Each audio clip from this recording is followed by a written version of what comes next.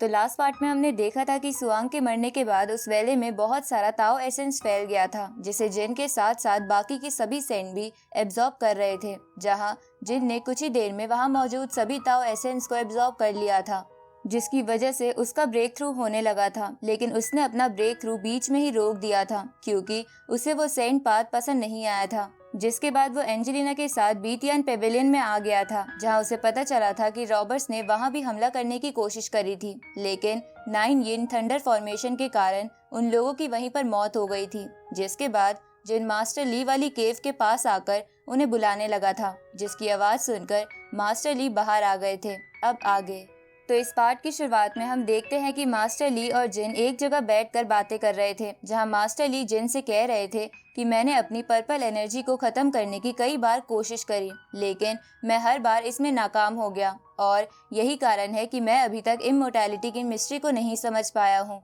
साथ ही वो जिन से पूछते हैं कि क्या तुम्हें तुम्हारे कल्टीवेशन पाथ पर डाउट है। इस पर जिन कहने लगता है कि मेरी फिजिकल पावर के ट्रांसफॉर्मेशन के कारण मेरी इन्फिनाइट स्वॉर्ड बनी है और मुझे यकीन है कि इन्फिनाइट स्वॉर्ड ही सबसे स्ट्रॉन्गेस्ट सेंट पाथ है, लेकिन मुझे ऐसा लग रहा है कि मेरी इन्फिनाइट स्वॉर्ड अभी भी इनकम्प्लीट है और यही जानने के लिए मैं यहाँ आया हूँ।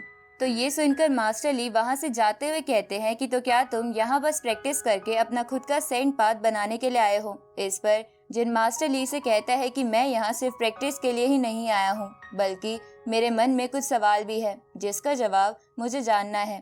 ये सुन के मास्टर ली उससे कहते हैं कि मेरे पास तुम्हारे सवालों के जवाब देने का समय नहीं है। अब वो वहाँ से ये बोलकर चले जाते हैं कि मैं तुम्हें अगले 3 दिन तक ट्रेनिंग दूंगा और अगर तुमने इन 3 दिनों में अपने सेंट पाथ को डेवलप नहीं किया तो तुम्हें यहाँ से अपने सर्वेंट के साथ वापस जाना होगा। इसके बाद जिन कल्टीवेशन करने के लिए आ जाता है। अगले दिन हम मास्टर ली और जिन को फाइट करते हुए देखते हैं, जहाँ वो अपने तालिस्मान पेपर से जिन पर हमला कर रहे थे, जिन्हें जिन अपनी स्वॉर्ड से काटते हुए मास्टर ली पर इन्फिनाइट स्वॉर्ड से हमला कर देता है, लेकिन वो जिन के अटैक को आसानी से डॉज कर लेते हैं। जिसके बाद वो जिन का मजाक उड़ाते हुए कहने लगते हैं कि क्या यही तुम्हारी सबसे स्ट्रॉन्गेस्ट स्वॉर्ड टेक्निक है, लेकिन ये तो मुझे टच भी नहीं कर पा रही है। इसके बाद मास्टर ली अपने बहुत सारे तालिस्मानी पेपर जिन पर डाल देते हैं। अब ऐसे ही एक दिन बीत जाता है, जहाँ रात में जिन वापस कल्टीवेशन कर रहा था। साथ ही वो अपने मन में सोचने लगता है कि इन्फिनिटी की पावर वर्ल्ड में सबसे स्ट्रांग होती है और इसके अंदर लाइफ एंड डेथ के चक्र को काटने की भी क्षमता होती है,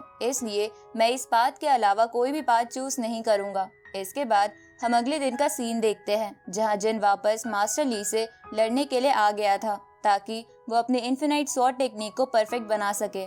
तभी मास्टर ली जिन पर वापस अपने तालिस्मानी पेपर से हमला कर देते हैं, जिसे जिन इधर उधर भागकर डॉज करने की कोशिश करता है, लेकिन वो उन पेपर से नहीं बच पाता और इंजर्ड हो जाता है। तो ये देखकर मास्टर ली जिन से पूछते हैं कि क्या तुम्हें रिग्रेट हो रहा है कि तुमने उस पर्पल सेंट पाथ को क्यों नहीं चूज किया। इस पर जिन उनसे कहता है कि चाहे कुछ भी हो जाए मैं अपना पाथ ढूंढ कर रहूंगा। तभी वो जिन से कहते हैं कि तुम्हारी स्वॉर्डमैनशिप पूरी होने के साथ साथ स्ट्रॉन्गेस्ट और अनबीटेबल है, जिसको सुनकर जिन चौंकते हुए कहता है कि क्या आपको भी ये रियलाइज हो गया।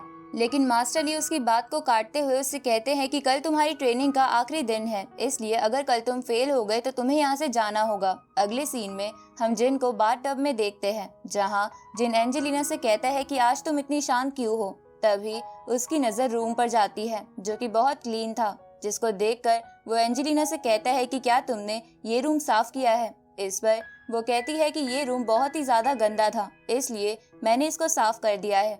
इसको सुनकर जिन उससे कहता है कि आखिरकार तुमने एक सर्वेंट वाला काम किया है। ये सुनकर वो उससे कहती है कि मुझे बस साफ सफाई पसंद है, इसलिए मैंने ये किया है, लेकिन तुम तो मुझे हमेशा सर्वेंट की तरह ही ट्रीट करते रहते हो।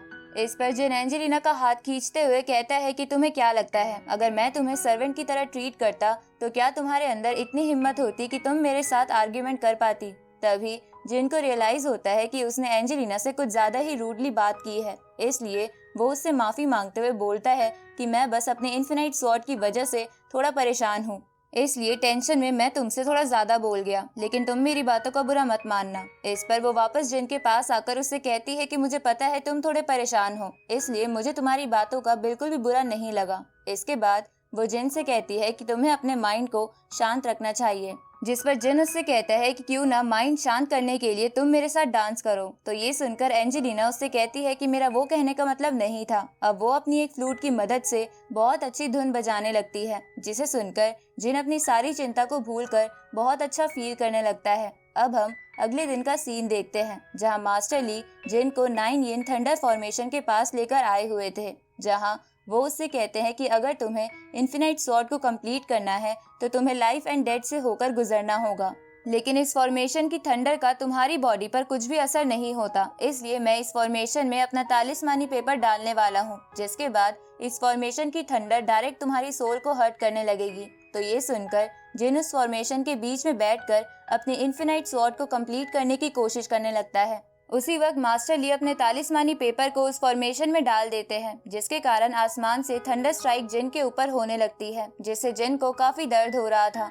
साथ ही वो कहने लगता है कि ये दर्द तो पहले के दर्द से 100 गुना ज्यादा फील हो रहा है, इसलिए मुझे जल्द ही सेंट एलिमेंट को कंडेंस करना होगा। तभी मास्टर ली जिन को जल्दी करने के लिए कहते हैं। साथ ही वो उसे बताते हैं कि ये लाइटनिंग धीरे धीरे तुम्हारी बॉडी की सारी एनर्जी एब्जॉर्ब कर रही है, इसलिए अगर तुमने जल्दी नहीं की तो तुम्हारी जान भी जा सकती है। इधर जिन अपने मन में सोच रहा था कि मैं यहाँ तक पहुँचकर हार नहीं मान सकता, और अगर मैं यहाँ पर फेल हो गया तो मेरी आज तक की सारी मेहनत बर्बाद हो जाएगी। तभी एक पावरफुल लाइटनिंग स्ट्राइक आकर जिन की बॉडी पर गिरती है, जिससे वो दर्द से चिल्लाने लगता है, क्योंकि उसकी बॉडी से सारी एनर्जी खत्म हो चुकी थी। उसी वक्त जिन अपने इन्फिनाइट स्वॉर्ड को सेंट एलिमेंट में ट्रांसफॉर्म कर देता है, जिससे एक एनर्जी उसकी बॉडी में एंटर करती है, जिसके बाद जिन की बॉडी से काफी तेज एनर्जी निकलने लगती है। साथ ही उसकी बॉडी में विंग्स भी आ गए थे। तो ये देखकर मास्टर ली खुश हो जाते हैं। तभी जिन देखता है कि उसकी इन्फिनाइट स्वॉर्ड कंप्लीट हो चुकी है, इसलिए वो अपने स्वॉर्ड को आसमान की तरफ करता है, जिससे बहुत ज्यादा एनर्जी निकलकर आसमान की तरफ जाने लगती है। तो उस स्वॉर्ड को देखकर मास्टर ली चौंकते हुए कहते हैं कि ये स्वॉर्ड इस यूनिवर्स की सबसे बेस्ट स्वॉर्ड है, और उनके ऐसा कहते ही ये पार्ट यहीं पर एंड हो जाता है।